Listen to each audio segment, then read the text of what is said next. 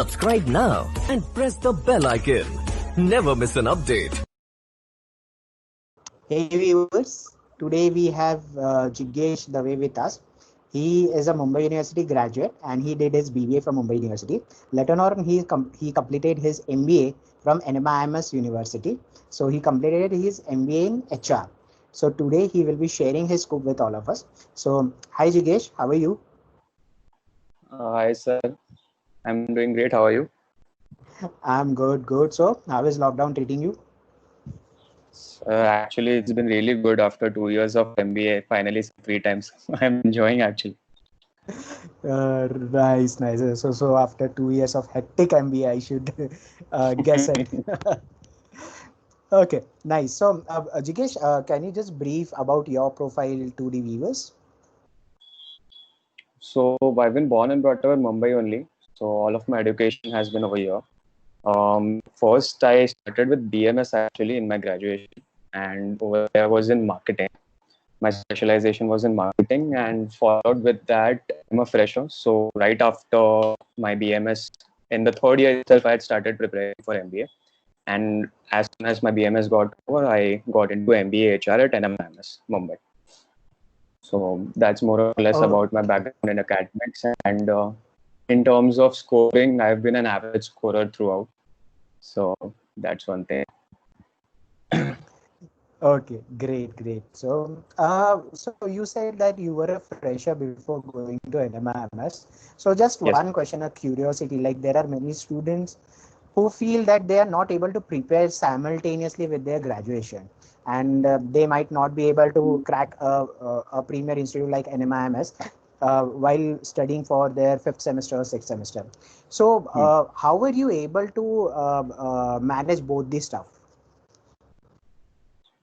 So actually, it is a challenge. I'm sure about that because if the college has a minimum attendance criteria as well, then you'll have to attend classes in college, and then if you are going to a coaching institute, you'll have to attend that as well.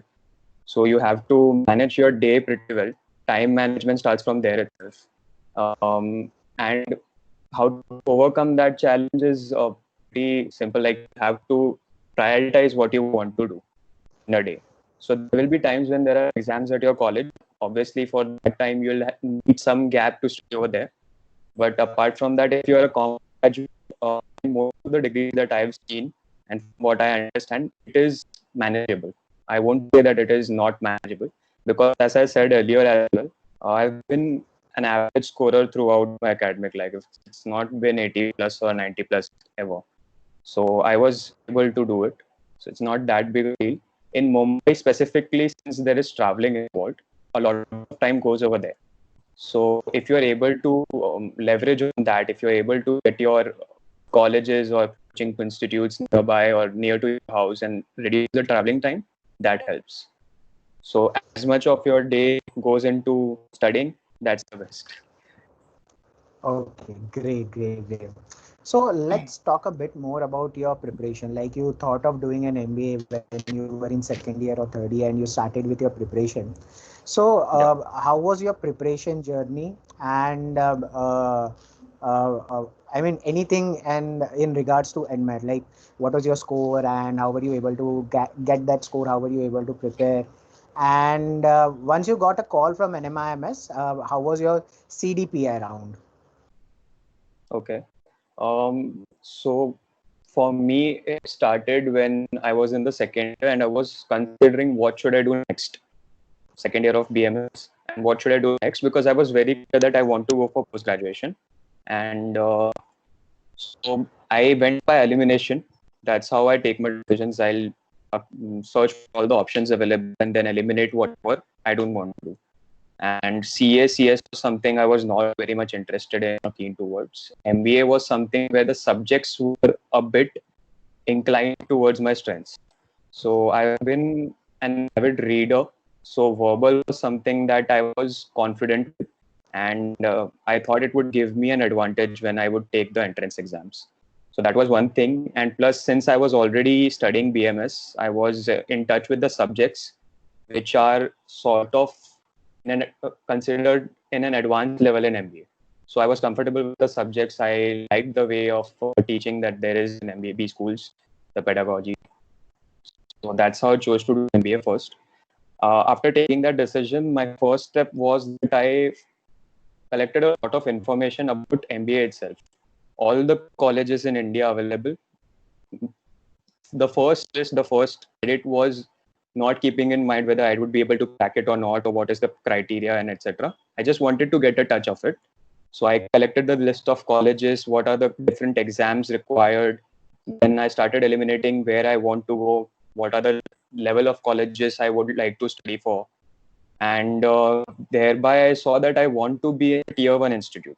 That was my first goal, that I want to go in a tier 1 premium B school if I'm doing it. So after understanding that, I shortlisted a few colleges, NMIMS, IIFT, Symbiosis. These were a few colleges that I had aimed for. And then I went towards the exams.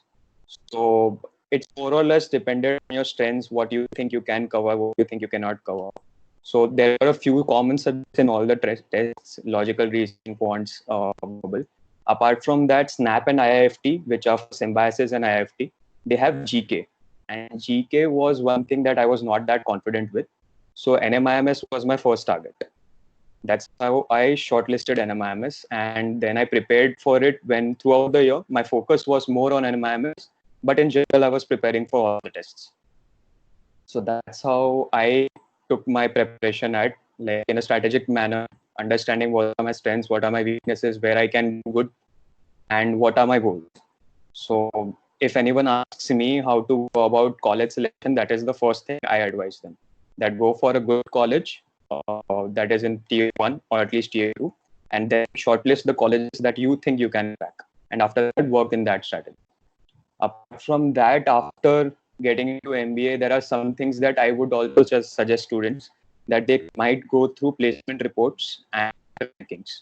These are openly available on the websites, on their own websites, and just one Google search and you'll get to know what is the kind of return you'll get and what is the kind of investment you're looking at. So that is one thing they might also want to consider, which I did not consider while making my decision. Because I was Mumbaikar, I was pretty much aware about NMIMS and its rankings and how it goes. So that's one thing. Apart from that, so NMAT has this time-based kind of exam. So the strategy for NMAT is different. If you'll go for any other test, the strategy will be different. If you're going for a coaching institute, the faculties over there, they usually guide you about how to strategize, and considering your own skill sets. Like I said earlier, that bubble was something that I wanted to leverage. I spent most of my time understanding quants and solving that, rather than spending a lot of time at Wobble, because I was comfortable with that. And then I took a lot of mock tests. That's very important to familiarize with the test, and created an entire strategy around how to do it in the quickest and most efficient manner. But if you would see, CAT would be something different. There you focus more on quality than on quantity, because you have enough time. But the level of difficulty in the questions would be a bit higher than NMIMS and MAT. So that's how I strategized for the exam in itself. After clearing the exam, there are 3 rounds in NMAT. So that is also one good thing about NMIMS, that you get multiple attempts. I did not go for them because in my first attempt I scored 221, which I was satisfied with. But if someone wants, they can go for the other subsequent attempts and increase their score as well. So after that, there is followed by that is CDTI, a case discussion and a personal interview. So when I was taking the exam, these used to happen in 2 different methods. Like for MBA core, there was one separate procedure, and MBA HR, there would be a separate procedure. While applying the admission process, you get an option whether you want to go for HR or not. And I had selected both, obviously. Then there was a different CD for both of these and a different PI for both of these.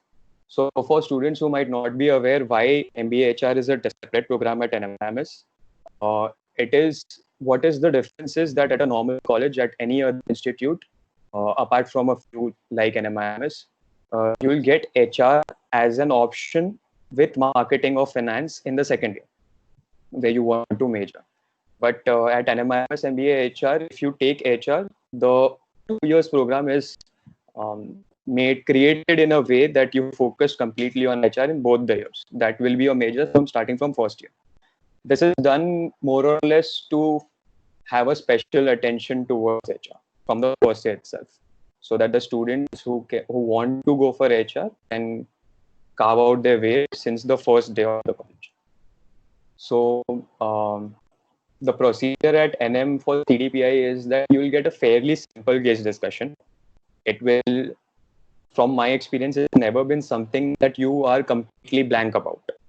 That you go to the case discussion, you read the case and cannot understand and cannot add value to anything. That is a rare thing because NM wants people to give their opinions while they are selecting students.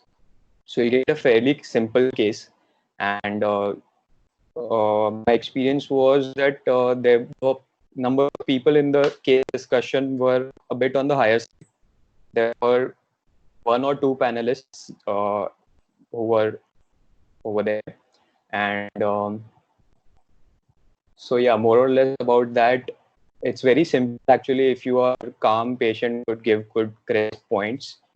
It sometimes has the tendency to be on the higher side of the pitch and tone, because there are a lot of students, as I said, like around 12 to 15 students, and the competition is also high because everyone wants to keep their point. So it sometimes has the tendency to convert to something where you cannot really calm and keep your point, and it will travel to the panelist. So you have to be prepared for that.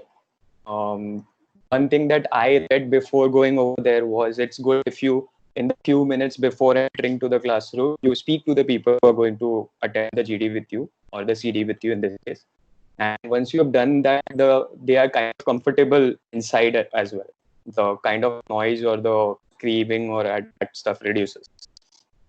That's on you again. You'll have to leverage that situation. If you have a good pitch and tone, use it. If you do not, then give really crisp points that are not visible, something that might influence the group. That is what they're looking for, rather than the high tone. So that is there. PI again, for me, it was not a stress interview. I don't think that a lot of interviews at NM are stress interviews. But there is a chance that you might face one. It was a fairly basic interview for me. Being a fresher, I didn't have a lot of questions to be asked, technical questions to be asked. For people who have work experience, they will definitely want to know about it. It does not matter which stream they are coming from. They will definitely have a few questions around work experience, because that's how they are able to judge whether you are focused towards something or not. For me, the question was more about my academic background, the subjects that I had studied. How do I connect them to MBA? Why did I choose to come into MBA? Why do I want to go for HR in place of MBA HR? There was one guesstimate question as well for MBA HR interview. Not that difficult. All they're looking for is logical thinking. It's nothing to be stressed or worried about. You are calm, you're patient, you're thinking logically, you're giving good answers. That's enough. As long as your presentation is good, your content is good, it does not do much difference. And since the capacity at NM is also high, there are around 600 odd students per batch. So the probability is also good that you might have a good chance. And in this case, the CDPI does have a weightage, a definite weightage. And the cutoff, if someone happens to be on the lower side, still it's not a big issue. Like I have seen people who had scored 10, which was the limit, the exact cutoff, and they also made it into the college. So they consider a composite score of your 10th, 12th, graduation, and the rest of the process. So you have a good chance over there if you are being able to give good entries and be calm and confident. So that's more or less about my experience over there. Okay, great. So, you said that you were in marketing and then did MBA in HR. So, uh, were there any challenges that you had to face? Okay. So when it comes to switching your streams, 80% of the batch, from what I understand, in a general B school will be of engineers. So they are anyway doing something which is not what they were doing previous to MBA. They're getting into marketing or finance or HR, which was not something they studied. For the rest of the batch, for people like me who had already taken up marketing or were inclined towards finance or some other stream and had to switch, there is not this is not a really big hurdle. It depends on how you project, how you present your answers. If there is a clear understanding that you have why you want to switch. In case of an interview, I'm talking from the perspective of an interview. If they ask you why MBA or why this particular field, if you have a logical answer for them, that's good enough. Because in the selection procedure, they are also aware that these are students. They will not judge you by the way of a working professional who is now suddenly switching into something else.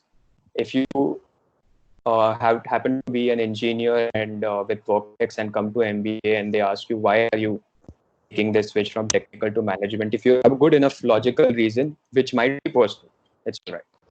Then it does not pose as a really big challenge. So as I said, in my case, it was two streams that are offered by MBA, from marketing to HR. So it's even uncommon than an engineering student going for MBA. So in terms of studying, the subjects were manageable. I didn't find that as a problem. Even during the interview, they did ask me why I was interested in HR, and I gave them a fairly logical answer that I was open to both marketing and HR, and this is the best opportunity that I'm getting, and that's why I'm getting into this field. It's not as if I had any restrictions towards the stream, which was fairly logical, and they were happy with the answer. And as long as you can give a good explanation, that should be enough. It is the journey beyond that is not that difficult. You'll anyway have to learn subjects from scratch. So it won't be a big challenge that I was doing something else and now in something else. But yes, for people who have had experience in a particular field, now you'll have to understand that you will be working in that field that you're selecting. For the first, it's simple. You don't have to select any field. 1 year, you have to have time to select your inclination. But then ultimately, you will be in a separate field, which might not be technical. They might want to consider this decision more thoroughly and try to understand where they are more inclined. But it is manageable. It's not a big challenge. Great. So, as talking about NMIMS, so can you give us certain insights about the college which only a student would be knowing about? Some positive, fun insights would be that the food is great. It's costly, but it's good. There's a piano playing in the atrium in the central area. So whenever there is a break, there will the piano is actual piano live playing. So that's one good thing that probably someone from outside might not know. Faculties are really good. They are always available. You can just walk into the cabins and discuss whatever you want to. No appointments or anything.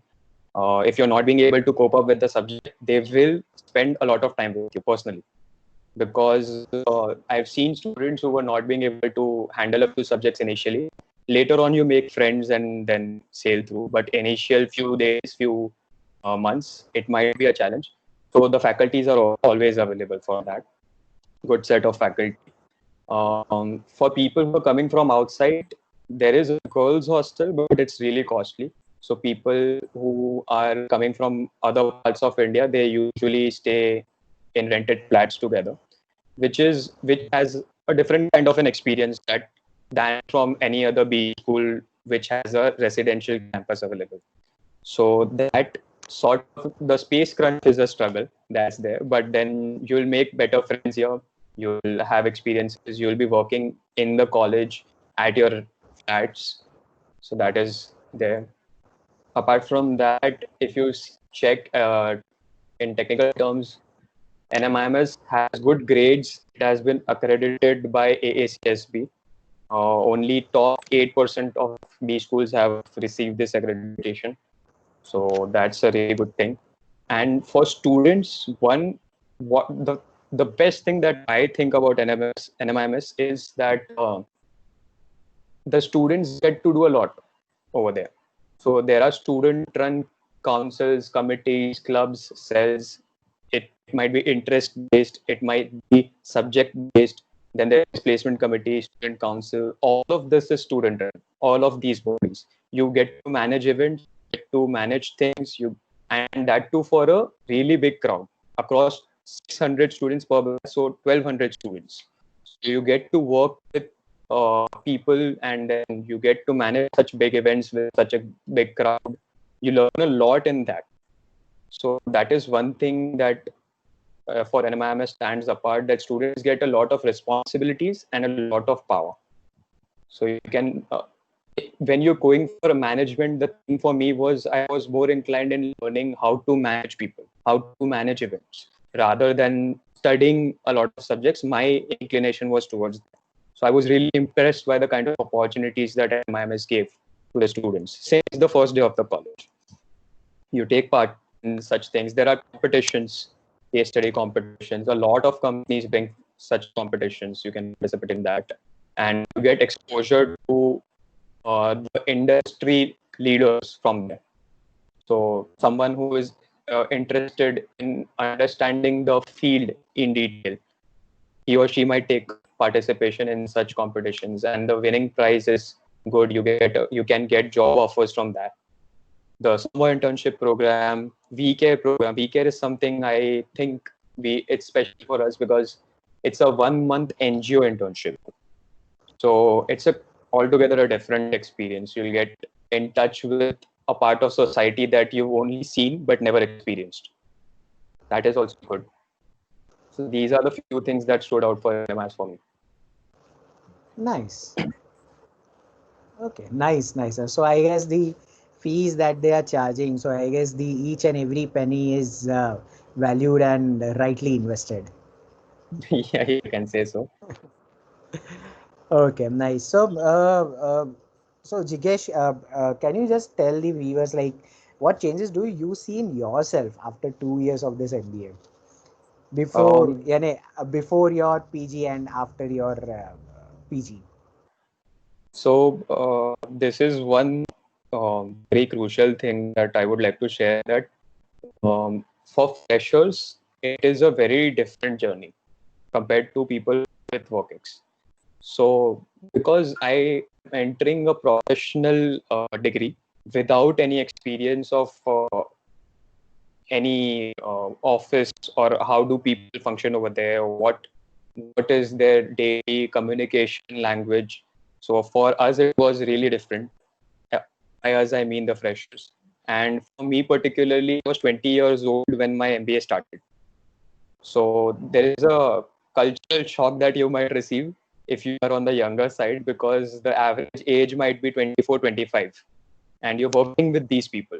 These people know a lot more than you about things that are happening inside the college. A lot of our our academics is through case studies. All of these case studies are about companies, what the people did in particular scenarios and situations, how did they manage things. It might be a crisis, it might be some other thing. You might feel clueless in that situation. But having said that, if you are determined enough, if you want to learn, there is no lack of opportunities. There is no ceiling limit that you can only learn this much. As much as your capacity, you can learn. Whichever direction you want to go, you can go.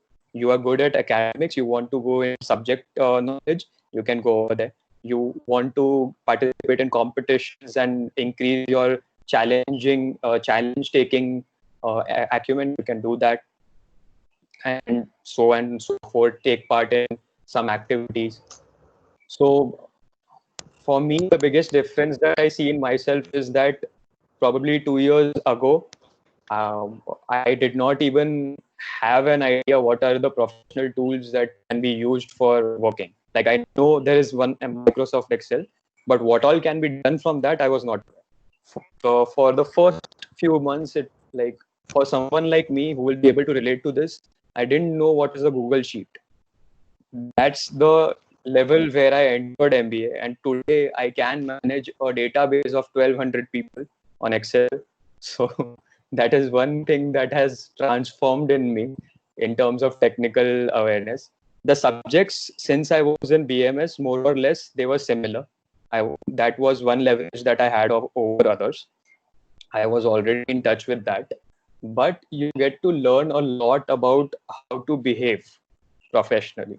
So, like you might think that writing an email is a very easy task, but there is an actual course on email etiquettes, and you will understand that what I used to think can have different meanings. It might be negative, and how should I actually communicate? And for people who want to network, it's an excellent opportunity. Today, I know a lot of people from my course, from other courses. I've built a lot of connections in these 2 years. So there's an exponential growth in the number of people you know, and it definitely helps ahead because everyone will, after MBA, go and do something, a job, maybe a startup, and it will help you if you know a few people in different fields. The best thing is that before MBA, you were working with people who have the similar kind of background. All of them might be commerce students, all of them might be inclined towards the similar goals. But in MBA, you come across people who are from different parts of the country, different phases of life, different work experience, different in general experience, and you'll open up to a number of perspectives which probably you had never thought of. So it broadens your thinking capacity to a higher extent.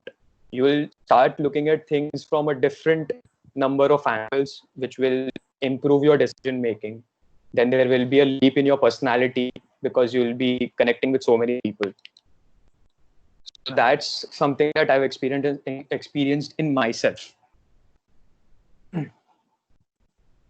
more or less. Okay, great. So there is a lot of learning from the peer group.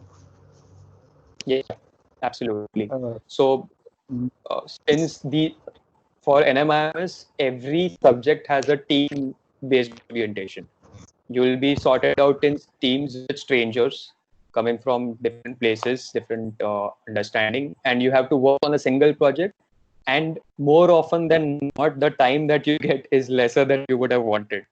So you are put into that kind of a situation of working in an office with different people in a good team, and you understand a lot about yourself. Am I a good follower? Am I a good leader?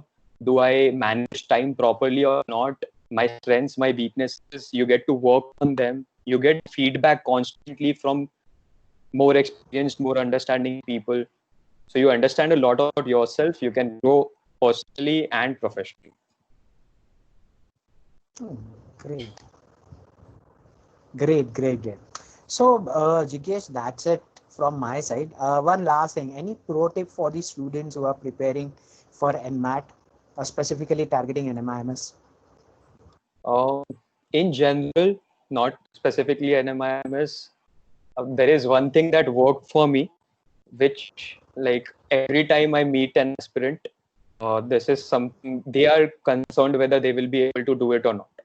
And I always tell them that if myself, a person who is coming from a weaker academic background, I would say an average academic background, no 90 plus percentage or anything, if I can do it, that there was one thing that helped me a lot. That was that I showed up every day and completed my work every day. There was not one single day where I thought कि आज तो मुझे कुछ problem है या today I want to take a break or today let's leave it. I'll do it tomorrow. That was not my attitude. If my professor is telling me that I need to complete 100 questions, then I will complete 100 questions and come to the next. That's it. Like if you're doing what is required every day till the journey ends, you will make it somewhere. If not in MIMS, if not IIM, some good institute which you deserve. It is not that difficult if you do your work religiously every day. That's it. That's my way of handling this whole journey. And the second thing would be that you have two choices throughout the period of preparation. You will understand that there are some difficulties, some challenges, something that you might not prefer in the system, or some problems that you're facing. There are two ways of handling this. Number one is that you crib about it and spend a lot of time discussing and uh, showing that you're disappointed, and that would be time wasted.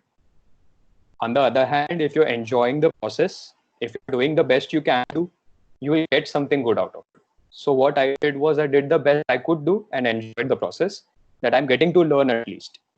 And whatever the results are, that will be following your suit. The NMIMS, I would say that the students would want to work a lot on their speed, time management basically. Because if you're able to complete a lot of questions efficiently in smaller periods of time, that would help for NMAT. And the rest of it, I think, is the same, which goes common for all these schools. Okay, nice, nice. So I can say in two words. First is discipline, and second is keep breathing. Yeah. Okay, nice, nice, nice. Okay, thank you so much, Digesh, for your time and sharing your experience with everyone. I'm sure people who are aiming, especially for NMIMS HR, will find this very useful. So, thank you so much for the insights. Happy to help, sir. Okay, thank you. Take care. Bye bye. Thank you. Bye.